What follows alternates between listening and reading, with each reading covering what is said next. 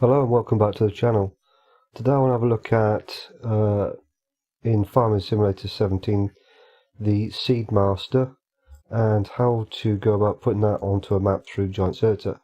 I've chosen Culper Park Farm, no particular reason, just really nice setup and whatever else, and I figured why not, let's just use this one, and I'm going to try and put it somewhere here. Bit of an open space, there's nothing else here, just some walls and whatever else, so why not? So I've already downloaded this, put it on my desktop. This is the placeable version. I did have a look around for a GE version, but I couldn't actually find one, but it's perfectly fine. Should work just the same, so I've gone ahead and extracted that. So what I'm going to do first of all, and I recommend you probably do something similar, I'm going to actually rename the folder, because I don't want it to be that long, so I'm just going to call it SEEDMASTER. Like so. And then what I'm going to do here is, in the Culper Park Farm setup, I'm just going to go into maps and then into, might just make a new folder. Let's make a new folder, call this mods, that'll do. And we'll open that up, and I'm just going to drag that over and we'll move it into there like so. And then I've got all my parts and bits and pieces and whatever else I need within there. So if I go back into Giants Editor session, then I can go into File, Import, and in the Culper Park Farm, it's always worth just going back to your desktop or wherever you happen to have the folder. Make sure you're in the right folder. If you've been playing around with Giants Editor a little bit during different sort of sessions or whatever else, sometimes it will remember what you were in last time, and then you could end up trying to add it to the wrong map, and then it won't work properly, and it will give you errors with shaders and all sorts of stuff. So it's worth just going in and double checking that you're actually in the right folder. So we'll do that, that's fine. So we've got our folder here with our SEEDMASTER in. So I'm just going to double click on the i3D here and bring it into the map. Again, here if you wanted to, you could actually create a new transform group. If you happen to be thinking about bringing in lots of different things to the map, you could create a new transform group and then perhaps maybe call that mods, like so.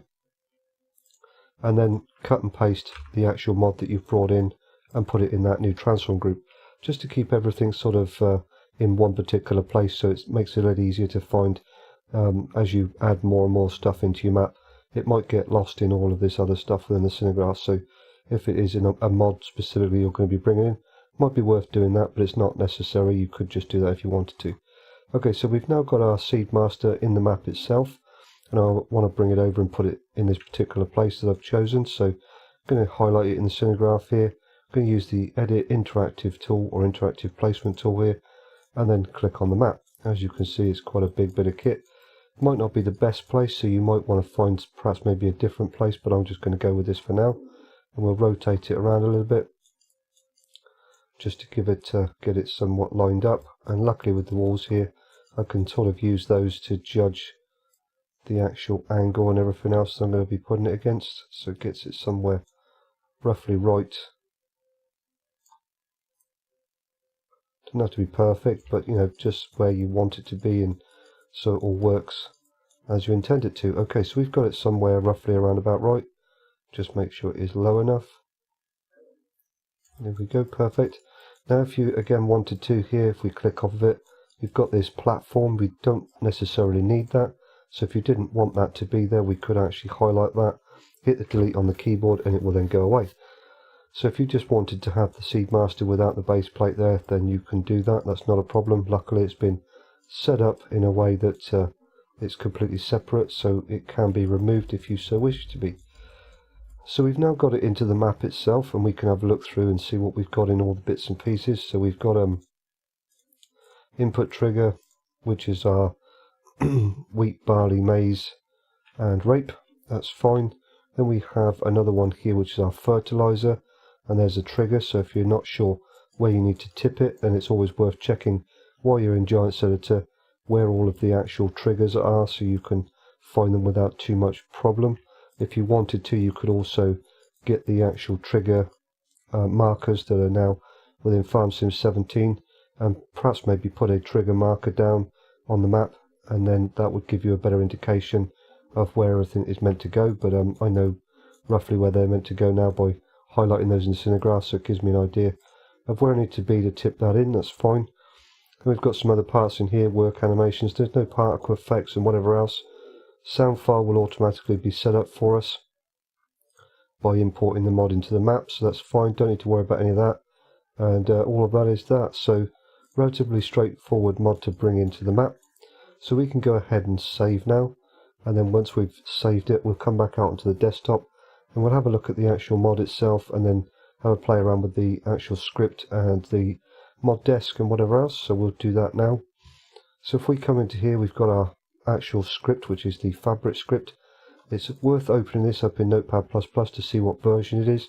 I would highly recommend that you use the latest version of whatever script you are attempting to adapt into your map, unless you have conflicts with something else. If you have several different mods on a map that use the same script, you might find that by upgrading to the later version then causes problems with a different mod. Shouldn't do, but sometimes it can happen, so it just will be a bit of experimentation to see which version works for all of your mods on your map. So we'll need to have a look at that and see how to set that up. We've got some other parts in here for our mod desk, so if we open this up, we can see in here we've got some text and information. Now this particular map, which is one of the reasons why I chose it, doesn't have anything, no extra source files to my knowledge on the map itself. No, it doesn't. So I chose this one so that I'm not going to run into many conflicts within actual making of the video. But again, you know, if you were trying to put this onto a map or creating a map that you wanted to put lots of different scripts within, again you would need to experiment with those and see which ones work best and trying to overcome any conflicts and whatever else. But don't need to worry about that because I'm very limited on what I've got here. So what I need to do here is choose the bits and pieces from the mod desk that I want to bring over, so that's fine. So we've got some text in here. What I'm going to do is just basically bring everything over, and then what I don't need, or if it causes a problem, I'll remove it, but it should be fine. So we'll just highlight the sections.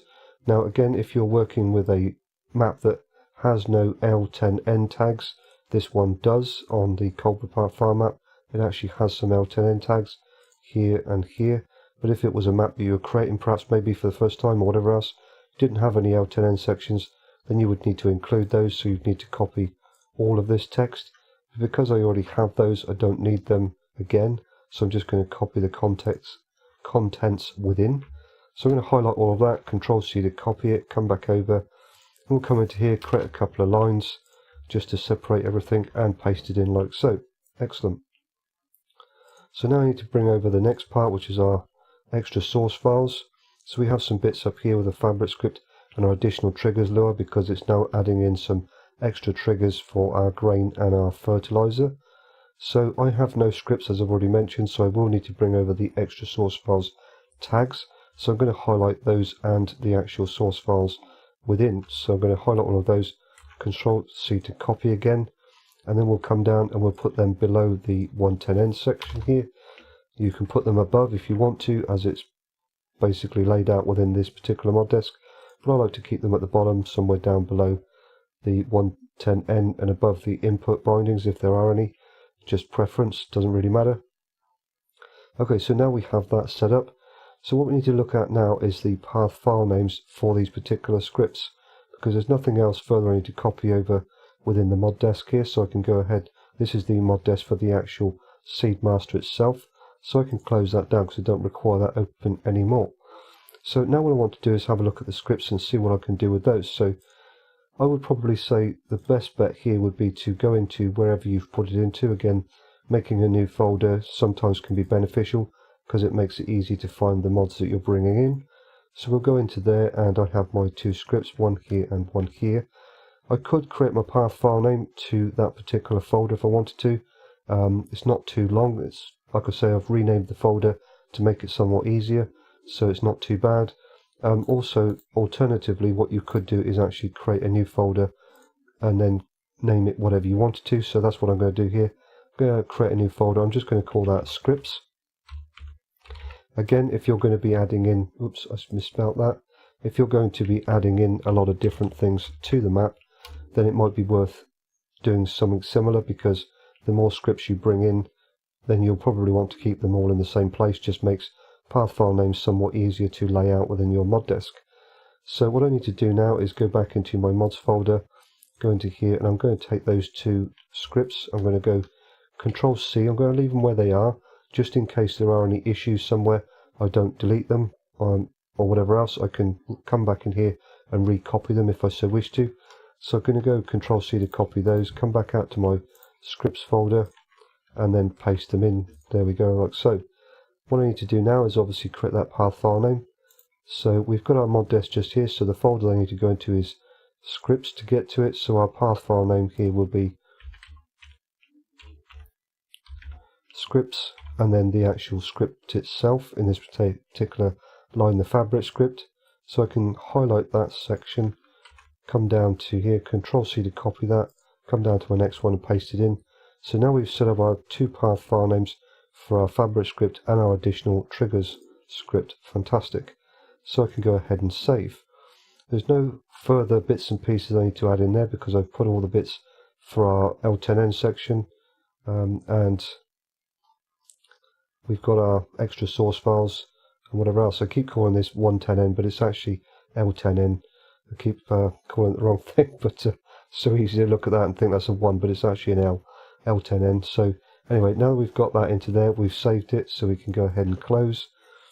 So fantastic. So we've got all our parts within the actual mod desk. We've relocated the scripts or copied them, put them into a separate folder, and whatever else. We've put the actual unit into the map and whatever. Because it's using stuff that's already in the game, and seeds are now registered as a field type, unlike what they were in Farming Simulator 15. I believe it was set up somewhat differently, which is why we had to have seeds too for most of the things. But it is actually set up because we have our feed bags with the seeds and the pig feed and whatever else. There are certain things we can now do within Farming Simulator 17 much easier, and we don't need to add in different things. So we don't need to bring over any reg field type scripts or any kind of additional map type script or anything else for this, because it's using stuff that's already in the base game. So fantastic. So what I will do now is I'm going to put all this into a zip folder, and we'll get into game, and then we will see if it all works. So hopefully we'll have some wheat or barley or something in store. I'll start the game in easy mode, so it gives me some stuff in storage, so I don't need to harvest a field or whatever else to get what I need. And we'll get it all up and running, and then get some seeds and see what happens. So I'll see you in a little bit once we get into game. Okay, so here we are in game, and as you can see, there's the SEEDMASTER all placed perfectly fine. No problem. If I bring up my F1 menu here, you'll notice straight away in the actual information there it says R to automatic filling, and the actual settings are manual charging. Basically what this is saying is that we can have this set to manual filling or automatic filling. So at the moment it is set on manual charging or manual filling. So if once I have this up and running, I will be able to reverse my trailer under here, or my seeder, or whatever else I want to put the seeds into, and I will have to press the R key to actually get those seeds from the SEEDMASTER itself. If I press R, it will now say R to manual charging, but the actual settings are automatic, which basically means that I don't need to press any buttons. All I need to do is reverse my item underneath the actual, apologies for the phone, underneath the actual trigger here, and I will get my seeds, no problem. Perfect. So I'm going to actually leave it on manual charging because I prefer that, simply because if I accidentally put a trailer or something there, it won't take the seeds out until I tell it to. So what I need to do here is come under, and you can see straight away there, I don't know if you noticed the actual changes, we actually did have, because the triggers are quite big, we have a trigger here for our fertilizer, and it's actually saying to press R to start filling the fertilizer tank. So you can see the trigger is actually quite large, so you don't need to be like right on top of it. For realism you might want to perhaps maybe get a little bit closer, but it is a really big trigger, so you don't need to be right on top of it. So unlike a lot of these triggers, you don't press I, it's not an unload trigger, it's a refill trigger, so we need to press R. So that's what I'm going to go ahead and do now. So if I press R, we will see my fertilizer in my actual HUD on the bottom right hand side going down, and if I actually jump out, come around and have a look at the info panel here, we can see the fertilizer is actually going up, so we know it's working. Perfect, excellent. So I didn't get a lot, I just got perhaps maybe enough, yeah, just enough to put in there, and that's fine. So what I will do now is I'll just stop that there, and I'll get into this particular tipper trailer here, and I'll grab some wheat, barley or something. I think it takes wheat, barley, maize, rape.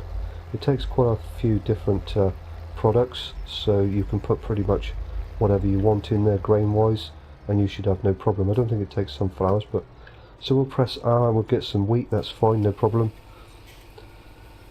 and we will go from there. So once we've got this, which shouldn't take too long because there's only 9,000 some odd in there, we go, perfect.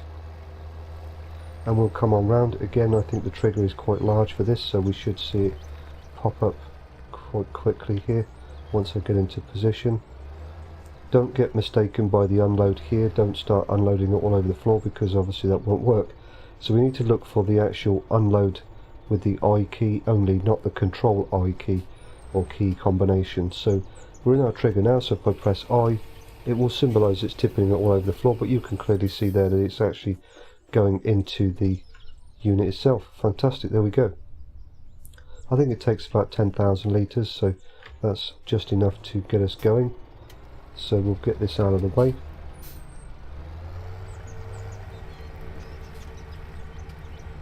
And like I say, if I actually put my trailer underneath the trigger, because I set it to manual filling, if I can learn to drive here, because I set it to manual filling, it won't give me anything until I actually press the R key. And we can see that again in our info panel here. It says to press R to start filling. So if I look at my info panel again here, we can see we do actually have 4% seeds. So I'll just speed up time a little bit so we can actually get this kicking into gear a little bit. Oops, wrong button, there we go. And you can see the grain is actually going down quite rapidly there, and being replaced by seeds. Fantastic. So everything looks pretty good so far, and we do have an indicator here for our fertilizer, and which is also going down, so we can see how much we have in here at a glance without having to come over and look at the actual info panel. I think we've got enough there, so I'll just slow down time again. We've got more than enough there just to test this out. So if we get back into the tractor here, press R, and we now get our seeds. Fantastic. This should work. I won't test it, but it should work perfectly fine if you're actually I will test it, why not, let's do it.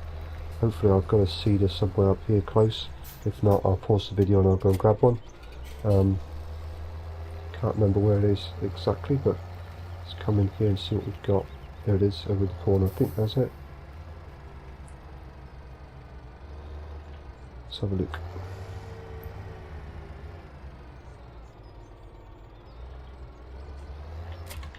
Right, yeah, there we go. So if we connect up to this, and we'll just come round now and